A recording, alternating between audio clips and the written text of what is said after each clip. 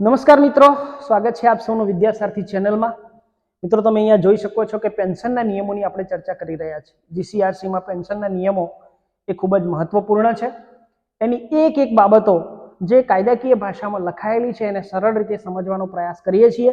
મિત્રો એક ખાસ વાતની તમને હું ખાતરી આપું છું કે આ વિડીયોમાં પેન્શનના નિયમોની કોઈ પણ વાત છૂટશે નહીં, બરાબર? તમામ બાબતોને મેં અહીંયા કવર કરી છે। બીજી એક વાત કે અહીંયા લેટેસ્ટ એટલે છેલ્લા સુધારાઓ જે થયેલા છે ને એ સુધારાઓ પ્રમાણેની માહિતી આપવાનો મેં પ્રયાસ કર્યો છે। એટલે આ નિયમો સમજ્યા પછી, જાણ્યા પછી પરીક્ષાની દ્રષ્ટિએ અને આપણે જે ક્ષેત્રમાં કામ કરતા હોય કોઈ કર્મચારી કે કોઈ અધિકારી, તો એ દ્રષ્ટિએ પણ આપણને ખૂબ ઉપયોગી થશે। તો આગળનો પ્રશ્ન આપણે જોઈએ કે પેન્શનની સંખ્યાની મર્યાદા બાબતે નીચે પૈકી કયું વિધાન કે વિધાનો સાચા છે? પેન્શનની સંખ્યા કેટલી હોઈ શકે, કેટલા પેન્શન મળી શકે, બરાબર છે? એક જ નોકરી કે જગામાં કરેલી નોકરી માટે એકી સમયે અથવા એક જ સળંગ નોકરી માટે સરકારી કર્મચારી 2 પેન્શન ઉપાર્જિત કરી શકશે નહીં। આ સીધી વાત છે, બરાબર?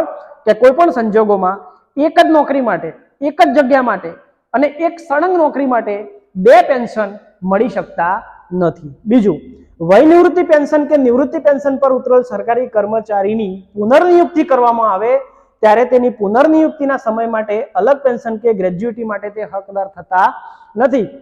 કોઈ સરકારી કર્મચારી વય નિવૃત્ત થાય છે અથવા તો એ નિવૃત્તિ પેન્શન પર છે અને ત્યાર પછી એની પુનર્નિયુક્તિ કરવામાં આવે તો એ પુનર્નિયુક્તિના સમયગાળા દરમિયાન કોઈ નવું પેન્શન કે ગ્રેજ્યુટીને પોતે હકદાર થતા નથી। એટલે આ વાત પણ સાચી છે, આ બંને વિધાનો સાચા છે, બરાબર? એટલે ઉપરોક્ત તમામ બાબતો જે છે એ સાચી છે। ત્યાર પછીનો પ્રશ્ન છે કે નિયમ નંબર 22। મિત્રો અહીંયા મહત્વપૂર્ણ જે નિયમો છે એની ચર્ચા આપણે કરી રહ્યા છીએ અને ખાસ પરીક્ષાના અનુસંધાનમાં અને જાણકારીના અનુસંધાનમાં। પેન્શનના હકદાર સરકારી કર્મચારીને તેના પેન્શનને ગ્રેજ્યુટીમાં તબદીલ કરવા બાબતે નીચે પૈકી કયું વિધાન કે વિધાનો સાચા છે? બરાબર છે? અહીંયા પેન્શનનો હકદાર કર્મચારી છે, બરાબર? તો એના પેન્શનને ગ્રેજ્યુટીમાં હકદાર ટ્રાન્સફર કરી શકે, તબદીલ કરી શકે, એના અનુસંધાનમાં છે નિયમ નંબર 22। પેન્શનના હકદાર સરકારી કર્મચારીને તેના પેન્શનને ગ્રેજ્યુટીમાં તબદીલ કરવાનો હક નથી, બરાબર? જે સરકારી કર્મચારી પેન્શનનો હકદાર છે, પેન્શનનો હકદાર ક્યારે થાય કે જેણે 10 વર્ષની જેણે પેન્શન પાત્ર નોકરી પૂરી કરી હોય તો એ પેન્શનનો હકદાર થાય છે, બરાબર છે? તો આવા જે પેન્શનના હકદાર છે એને પેન્શનને ગ્રેજ્યુટીમાં તબદીલ કરી શકતા નથી। સરકારી કર્મચારી કેવળ ગ્રેજ્યુટીનો હકદાર હોય એટલે કે જે એની જે પેન્શન પાત્ર સેવા છે 10 વર્ષ કરતા ઓછી હોય પરંતુ 5 વર્ષ કરતા વધારે હોય ત્યારે ગ્રેજ્યુટીનો હકદાર હોય છે। તો સક્ષમ તબીબી અધિકારીના અહેવાલ મુજબ સરકારી કર્મચારીનું અપેક્ષિત આયુષ્ય સરેરાશ આયુષ્ય જેટલું હોય। જો મેડિકલ રિપોર્ટ એવો આવે કે ભાઈ સરેરાશ આયુષ્ય, સમજો કે આજે ભારતના જે લોકો છે એનું સરેરાશ આયુષ્ય 60 વર્ષ કે 70 વર્ષ કે 80 વર્ષ છે, બરાબર? તો મેડિકલ રિપોર્ટ પ્રમાણે એનું સરેરાશ આયુષ્ય આટલું હોય તો સરકાર તેની વિવેક બુદ્ધિ હેઠળ ગ્રેજ્યુટીનું વાર્ષિકીમાં રૂપાંતર કરી શકશે। એટલે ગ્રેજ્યુટીનું વાર્ષિકીમાં રૂપાંતર કરી શકાય પરંતુ પેન્શનને ગ્રેજ્યુટીમાં રૂપાંતરિત કરી શકાય નહીં। આ બંને વિધાનો જે છે અહીંયા સાચા છે, એ પણ સાચું છે અને બી પણ સાચું છે। એટલે ઉપરોક્ત તમામ જે છે એ સાચા છે, બરાબર? એટલે અહીંયા 2 પ્રકારની ગ્રેજ્યુટી, બરાબર, એને મળવા પાત્ર થશે।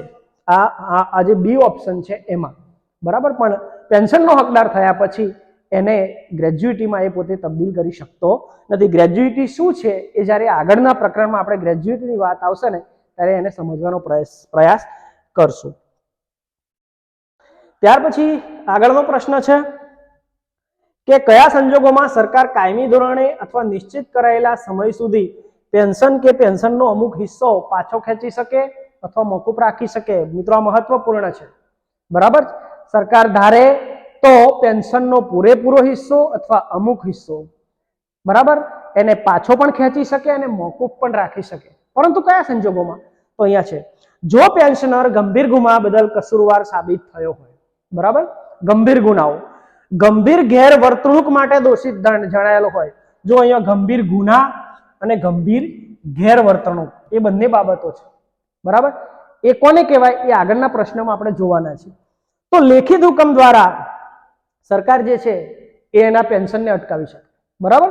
તો ગંભીર ગુનામાં અથવા ગંભીર ગેરવર્તણૂકમાં એ પોતે દોષિત સાબિત થયો હોય તો સરકાર એનું પેન્શન પૂરેપૂરું અટકાવી શકે, અમુક હિસ્સો અટકાવી શકે, મોકૂફ રાખી શકે, પાછું ખેંચી શકે, એ બધાના રાઇટ્સ જે છે એ સરકાર પાસે છે, એવું નિયમ નંબર 23 કહે છે.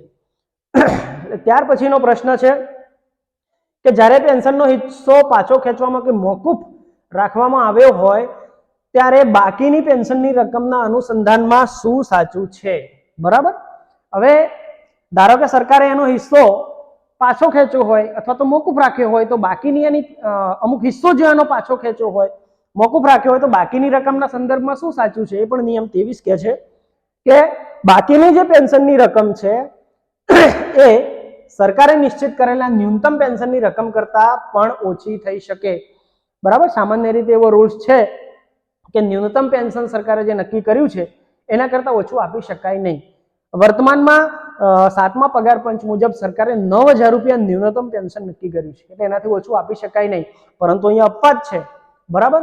તો બાકીની રકમ જે છે એ સરકાર જે છે એ નિશ્ચિત કરેલ ન્યૂનતમ રકમ એના ન્યૂનતમ પેન્શન કરતા પણ ઓછી હોઈ શકે, એટલે આ સાચું છે. બરાબર. હોઈ શકે નહીં, બરાબર, હોઈ શકે છે, એટલે ઓપ્શન એ જે છે એ સાચો છે. ત્યાર પછીનો પ્રશ્ન છે નિયમ નંબર 23 ના અનુસંધાનમાં છે. આપણે આગળ જોયું એમ કે ગંભીર ગેરવર્તણૂકમાં કઈ બાબતોનો સમાવેશ થાય છે?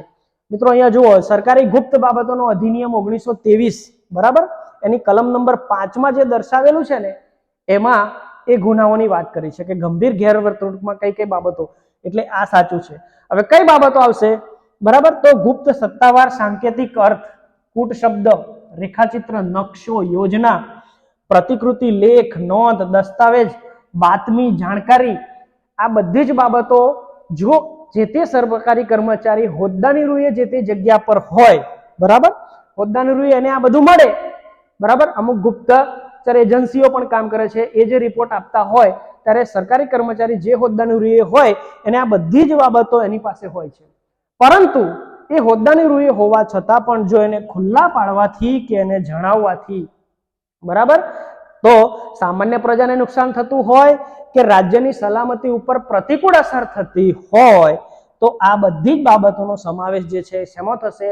ગંભીર ગેરવર્તણૂકમાં થશે. એટલે આ બધું જ જો જાહેર કરે, હોદ્દાની રૂએ એને મળેલું છે, જાણે છે, અને જો એ જાહેર કરે તો એને ગંભીર ગેરવર્તણૂક ગણાશે, અને એ ગંભીર ગેરવર્તણૂક બદલ સરકાર એના ઉપર એક્શન લેશે. ત્યાર પછીનો પ્રશ્ન છે કે પેન્શન પાછું ખેંચી લેવાનો કે મોકૂફ રાખવાનો સરકારનો અધિકાર સંબંધિત નીચે પૈકી કયું વિધાન કે વિધાનો સાચા છે? બરાબર છે. તો સરકાર પાસે રાઈટ છે કે પેન્શનને મોકૂફ પણ રાખી શકે અને પાછું પણ ખેંચી શકે. તો એના અનુસંધાનમાં આપણે જોઈએ કે કયા વિધાનો જે છે એ સાચા છે. તો નિવૃત્તિ બાદ બજાવેલ પેન્શનરની સહિતની નોકરી દરમિયાન તેણે કરેલી ગંભીર ગેરવર્તણૂક કે બેદરકારી બદલ કોઈ ખાતાકીય કે અદાલતી કાર્યવાહીમાં કસૂરવાર જણાયો હોય, બરાબર, ક્યારે એને પાછું ખેંચી શકે કે મોકૂફ રાખી શકે? તો પેન્શનરની નોકરી અને ચાલુ નોકરી દરમિયાન ખાતાકીય કે અદાલતી કાર્યવાહીમાં એક કસૂરવાર જણાયો હોય તો પેન્શન પાછું ખેંચી શકે, મોકૂફ રાખી શકે. સરકાર લેખિત હુકમ દ્વારા તેનું પેન્શન કે પેન્શનનો હિસ્સો કાયમી ધોરણે અથવા નિશ્ચિત કરેલા ધોરણે, બરાબર, કાયમી ધોરણે પણ ખેંચી શકે અને અમુક સમય માટે પણ ખેંચી શકશે અથવા મોકૂફ પણ રાખી શકે. અથવા આર્થિક નુકસાન થયું હોય તો તેની પૂર્ણતઃ કે તેના હિસ્સાની પેન્શનમાંથી વસૂલાત કરવાના હુકમો પણ કરી શકે. જો આના કારણે સરકારને કોઈ આર્થિક નુકસાન થયું હોય તો એનો પેન્શનનો જે હિસ્સો છે એ હિસ્સામાંથી અંશતઃ હિસ્સો અથવા તો પૂરેપૂરો હિસ્સો એ સરકાર પરત કરવાના હુકમો પણ કરી શકશે, એટલે વસૂલાત કરવાના હુકમો પણ કરી શકશે. એટલે ઉપરોક્ત તમામ જે છે એ સાચા છે. ત્યાર પછી આગળનો પ્રશ્ન છે નિયમ નંબર 24 ના અનુસંધાનમાં છે કે સરકારી કર્મચારી નિવૃત્તિ પહેલા નોકરીમાં હોય કે તેની પુનર્નિયુક્તિ દરમિયાન જો કોઈ ખાતાકીય કાર્યવાહી આરંભ કરેલ ન હોય તો નીચે પૈકી કઈ બાબતો સાચી છે? બરાબર.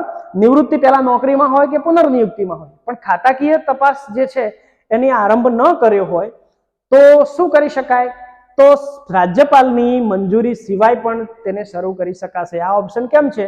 કારણ કે કોઈ પણ ખાતાકીય તપાસ કરવાની હોય તો રાજ્યપાલની મંજૂરીની જરૂર છે. મિત્રો અહીંયા રાજ્યપાલની મંજૂરી સિવાય પણ ખાતાકીય તપાસ શરૂ કરી શકાય છે. બરાબર. અગાઉના 4 વર્ષ કરતા વધુ પહેલાના કોઈ બનાવના સંબંધમાં આવી રીતે તપાસ કરી શકાય નહીં. આવી તપાસ ક્યારે કરી શકાય?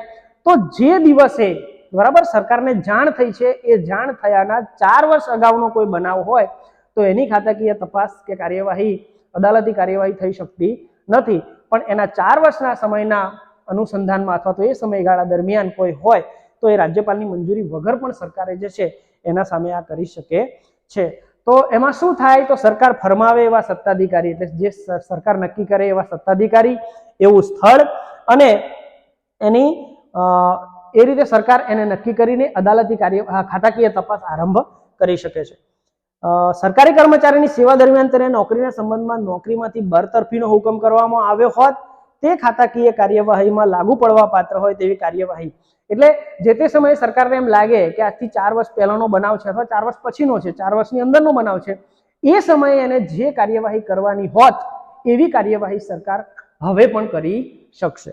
એટલે આ વિધાન પણ સાચું છે, આ પણ સાચું છે ને આ પણ સાચું છે. એટલે ઉપરોક્ત તમામ વિધાનો જે છે એ સાચા છે. ત્યાર પછી આગળનો પ્રશ્ન છે કે નિયમ 24. નિયમ 24 ના અનુસંધાનમાં છે કે સરકારી કર્મચારીને કામ ચલાવ પેન્શન ક્યારે મંજૂર કરી શકાય? બરાબર, સરકાર કામ ચલાવ પેન્શન પણ મંજૂર કરી શકે.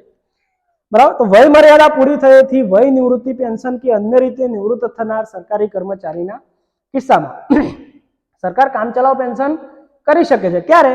તો વય મર્યાદા પૂરી થાય ને કોઈ સરકારી કર્મચારી વય નિવૃત્ત થાય અથવા તો નિવૃત્તિ પેન્શન હોય, બરાબર, એવા કિસ્સામાં કરી શકે. તેની વિરુદ્ધ ખાતાકીય કે અદાલતી કાર્યવાહી શરૂ કરેલ હોય અથવા કાર્યવાહી ચાલુ હોય ત્યારે. બરાબર, એટલે ખાતાકીય તપાસ ચાલુ હોય કે અદાલતી કાર્યવાહી ચાલુ હોય, બરાબર, અથવા તો શરૂ કરેલ હોય ત્યારે એ જે છે તો પણ એ કરી શકે. 144 થી 146 આના જે નિયમો છે હવે પછી આપણે સમજવાના છીએ. એ જોગવાઈઓ હેઠળ એને કામ ચલાવ પેન્શન મંજૂર કરી શકાશે. એટલે કામ ચલાવ પેન્શન મંજૂર કરી શકાય. બરાબર, આ બંને સંજોગોમાં નિવૃત્ત થનારના કિસ્સામાં એની પર ભલે પડતર હોય છતાં પણ એની કાર્યવાહી ચાલુ હોય છતાં પણ એને કામ ચલાવ પેન્શન સરકાર મંજૂર કરી શકે છે. એટલે ઉપરોક્ત તમામ જે છે વિધાનો એ વિધાનો સાચા છે. મિત્રો, ત્યાર પછીનો પ્રશ્ન છે કે જ્યારે સરકારે આર્થિક નુકસાન સરકારી કર્મચારીના પેન્શનમાંથી વસૂલ કરવાનો નિર્ણય કર્યો હોય ત્યારે નીચે પૈકી કઈ બાબત સાચી ગણાય? બરાબર છે, આગળ આપણે પ્રશ્નમાં જોયું કે સરકારને કોઈ આર્થિક નુકસાન થયું છે તો પેન્શનનો અમુક હિસ્સો એ એના પેન્શનમાંથી વસૂલ લઈ શકે છે. બરાબર, તો એ વસૂલ જ્યારે વસૂલી લેવાનો જ્યારે નિર્ણય કરવામાં આવ્યો હોય ત્યારે કઈ બાબત સાચી ગણાય? તો સરકારી કર્મચારીને નિવૃત્તિની તારીખે મળવાપાત્ર પેન્શનના 1/3 કરતા વધુ દરેથી સામાન્ય રીતે તેની વસૂલાત થઈ શકશે નહીં. એટલે આ વિધાન સાચું છે. બરાબર છે, એને નિવૃત્ત થયા પછી જે પેન્શન મળે છે એનો 1/3 હિસ્સો જે છે એટલો જ એનો હિસ્સો જે છે એમાંથી સરકાર વસૂલાત એ રીતે વસૂલાત કરી શકે. પૂરેપૂરો પેન્શનના હિસ્સાનું વસૂલાત કરી શકે નહીં. એટલે સમજો કે 30,000 જેવું પેન્શન મળતું હોય તો એમાંથી 10,000 જેવી રકમ જે છે એ સરકાર એની વસૂલાત દર મહિને જે છે એ કરી શકે. એટલે એ વિધાન સાચું છે. ત્યાર પછી આગળનો પ્રશ્ન છે કે ખાતાકીય કાર્યવાહી કે અદાલતી કાર્યવાહીના સમય સંદર્ભે નીચે પૈકી કયા વિધાનો સાચા છે? બરાબર, ખાતાકીય કાર્યવાહી અને અદાલતી કાર્યવાહીના સમયના અનુસંધાનમાં અહીંયા આપ્યું છે કે સરકારી કર્મચારી કે પેન્શનરને જે તારીખે આક્ષેપ પત્રક આપવામાં આવે, આ ખાસ ચાર્જશીટ જેને આપણે કહીએ છીએ, તે તારીખે અથવા સરકારી કર્મચારીને જે તારીખે ફરજ મોકૂફી હેઠળ મૂકવામાં આવેલ હોય તે તારીખ જો વહેલી હોય તો તે તારીખે ખાતાકીય કાર્યવાહી શરૂ થયેલી ગણાશે. એટલે ખાતાકીય કાર્યવાહી શરૂ ક્યારે થાય? તો જ્યારે એની સામે આક્ષેપ પત્ર દાખલ કરવામાં આવે છે, ચાર્જશીટ દાખલ કરવામાં આવે છે ત્યારથી એની શરૂ થાય. અને બીજું કે જો ફરજ મોકૂફી હેઠળ મૂકવામાં આવેલા હોય ને એનો સમય જો વહેલો હોય, બરાબર, તો એ રીતે એની કાર્યવાહી શરૂ થાય છે. હવે ફોજદારી કાર્યવાહીમાં જે છે એ ન્યાયાધીશે પોલીસ અધિકારીની ફરિયાદને કે અહેવાલને જે દિવસે આપણે ધ્યાનમાં લીધી હોય, બરાબર, ન્યાયાધીશે પોલીસ અધિકારીની ફરિયાદને જે દિવસે ધ્યાનમાં લીધી હોય એ દિવસથી ખાતાકીય કાર્યવાહી આરંભ થયેલી ગણાય. અને દીવાની કાર્યવાહીમાં જે તારીખે દાવા અરજી દાખલ કરવામાં આવી હશે એ તારીખથી. એટલે આ ત્રણેય વસ્તુ યાદ આપણે રાખીશું. આક્ષેપ પત્ર, બરાબર, ફોજદારી કાર્યવાહીમાં પોલીસે જે દિવસે ન્યાયાધીશને અરજી આપી, ફરિયાદ આપી હોય, અહેવાલ આપ્યો હોય એ દિવસથી, અને દીવાની કાર્યરીતિમાં જ્યારે એના દાવા જે છે, દાવા અરજી દાખલ કરવામાં આવે. એટલે આ ત્રણેય બાબત જે છે એ સાચી છે. તો મિત્રો, આજે આપણે નિયમ 14 સુધી રાખીએ છીએ. આગળના નિયમો માટે આ મારી ચેનલને આપ સબસ્ક્રાઇબ કરો અને આગળના નિયમો પણ તમે એમાં જોઈ શકશો. આજના માટે થેન્ક યુ.